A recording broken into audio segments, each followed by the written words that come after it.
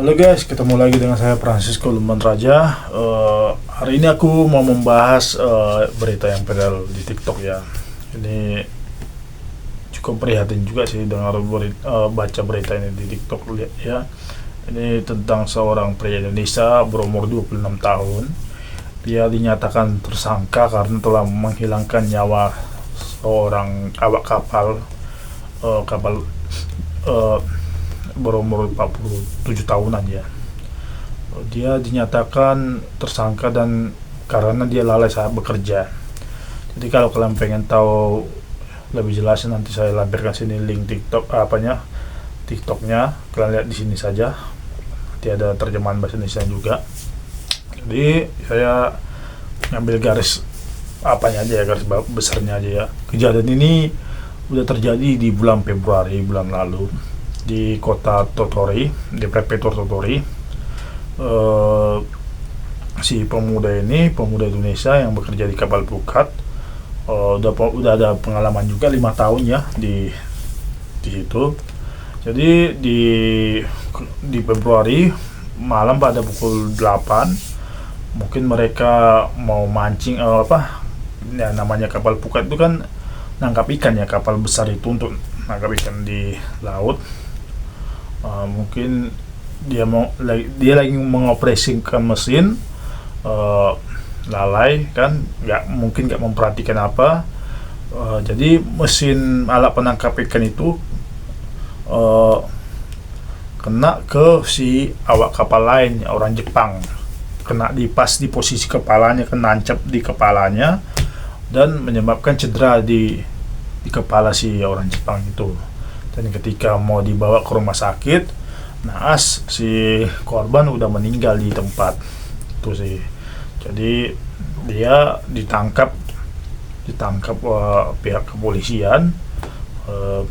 Nggak tahu sih gimana kasusnya, tapi kalau dari berita yang saya baca itu otomatis itu wajib dinyatakan terdakwa ya, udah termasuk tindak kriminal karena dia udah menghilangkan nyawa orang lain kan, apalagi dia itu udah berpengalaman di bidang itu selama 5 tahun kan. Itu sih memang kita membaca juga kasihan, tapi ya gimana, udah namanya itu risiko dia kan sampai menghilangkan nyawa orang lain kan. Apalagi dia udah berpengalaman. Memang banyak sih yang di Jepang ini anggap sepele dengan pekerjaannya, apalagi karena dia sudah mahir, jadi hal sekecil apapun tidak diperhatikan. Hal-hal ini juga udah sering terjadi di Jepangnya. Dulu juga waktu saya Kensusei dulu di tahun 2017 pernah juga ada kasus yang serupa, cuman waktu itu ya korbannya orang Indonesia jadi ada salah satu Kensusei Indonesia, dia udah mahir udah mahir juga. Dia bekerja di salah satu mesin press di Gunma kalau nggak salah waktu itu. Ketika dia ingin membersihkan mesin press itu, dia lupa mematikan mesin press itu, sehingga ketika dia membersihkan mesin press itu, tiba-tiba mesinnya menyala kan, dan badan si Kensuya itu pun terpres oleh mesin itu. Ini masih satu dari sekian cerita kayak gini, banyak lagi sih kejadian-kejadian yang menyebabkan kematian karena kelalaian ya saat bekerja itu sih.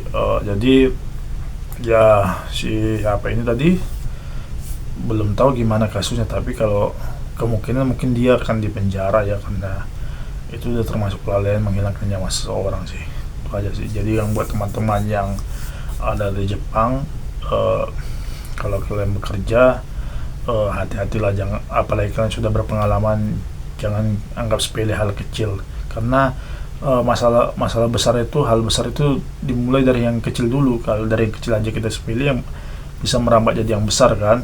Begitu juga buat teman-teman atau adik-adik yang di Jepang, ini sebagai pelajaran buat kalian yang pengen ke Jepang, karena di Jepang itu tidak segampang yang seperti kalian pikirkan.